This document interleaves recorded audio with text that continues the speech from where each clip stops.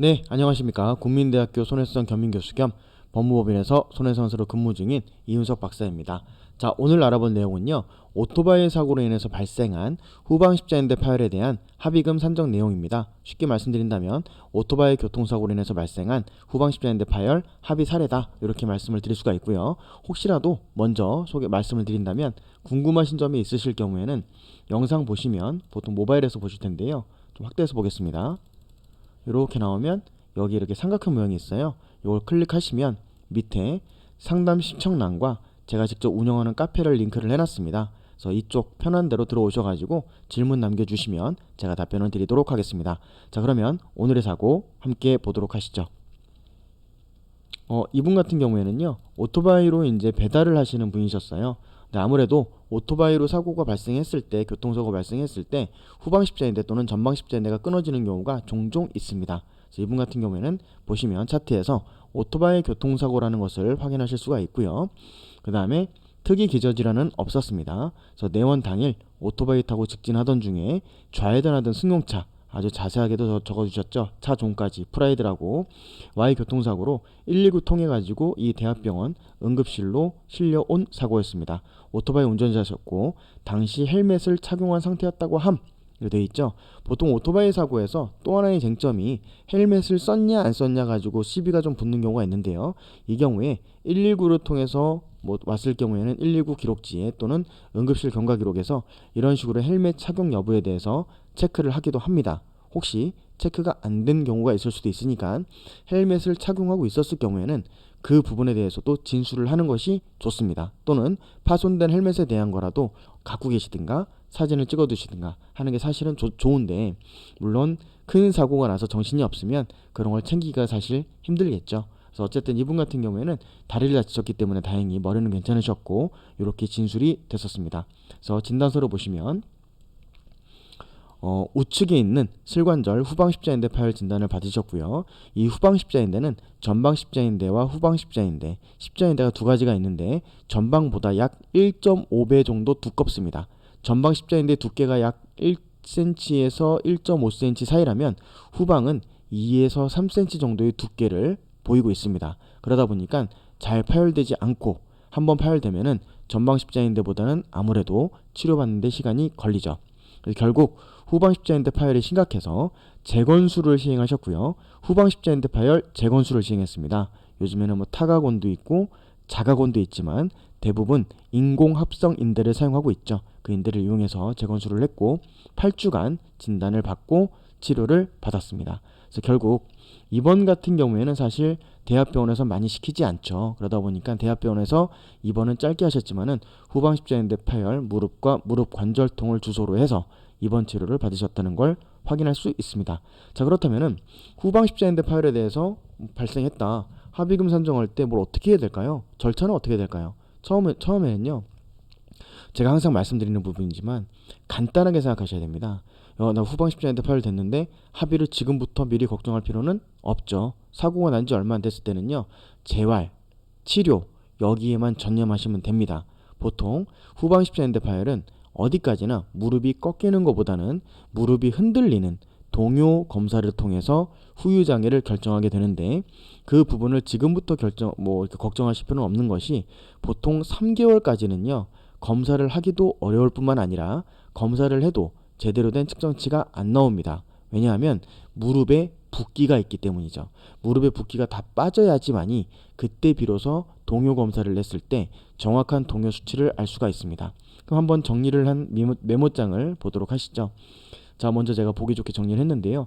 자, 사고 내용은 비보호 좌회전 교통사고였고 피해자분은 오토바이셨습니다. 그럼 비보호 좌회전에 따른 과실이 있겠죠. 그 과실 여부에 대한 좀 다툼이 있었는데요. 어쨌든 과실은 안 잡히는 걸로 해서 진행이 됐었고요. 그 다음에 우측 슬관절 후방 십자인대 파열로 재건수를 받았다. 그래서 여기에 대해서는 인공 합성 인대를 통해서 재건수를 받았고, 후유 장애는 사고일로부터 6개월이 돼서 저희가 판정을 받았습니다.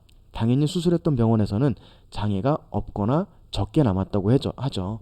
왜냐하면 선생님께서 본인이 직접 수술하시고 장애도 많이 남았다 이렇게 말씀해 주시는 분은 없습니다. 그래서 검사를 해봤는데 동요관절에 대한 검사를 했고 이 외방 검사 결과 건측 8mm, 환측 9mm, 건측 6mm, 환측 13mm, 7mm 이렇게 되어 있는데 이렇게 봐서는 잘 모르시겠죠. 영상을 함께 보시면 먼저 외방 검사를 해봤습니다.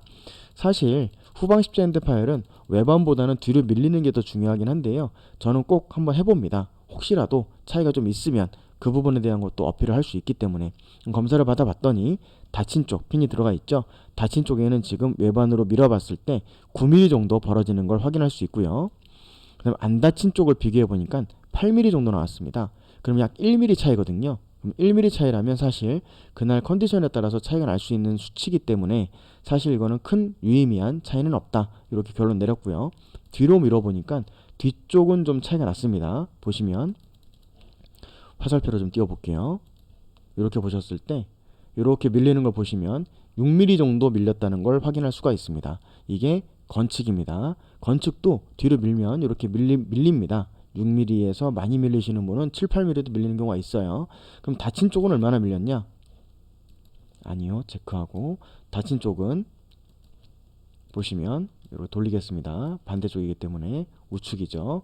해보니까 이렇게 많이 밀렸고 13mm가 밀렸습니다. 그러면 제가 아까 메모장에서 정리했던 내용 보시면 자 건측, 환측, 외반은 큰 의미가 없었고 건측, 환측의 뒤로 밀어보니까 약 7mm 정도 차이가 났습니다.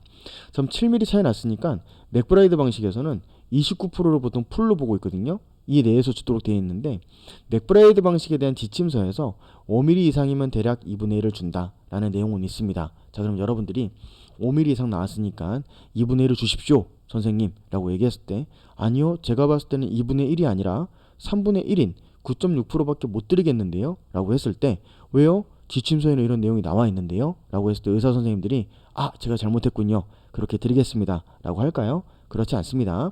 어디까지나 29% 내에서 지침상에 있는 내용과 의사 선생님이 주시는 장애율에 대한 결정 내용에 있어서는 어디까지나 선생님이 전권을 갖고 있습니다. 그렇기 때문에 29% 기준으로 7mm가 밀렸는데 2분의 1만 줄 수도 있고요. 3분의 1만 줄 수도 있고요. 어떤 분은 다 줄 수도 있습니다. 그래서 보통 이제 5mm면은 2분의 1이니까 14.5% 준다 라는 내용들을 여기저기서 많이 제가 보게 되는데 그건 사실상 실무상 그렇다.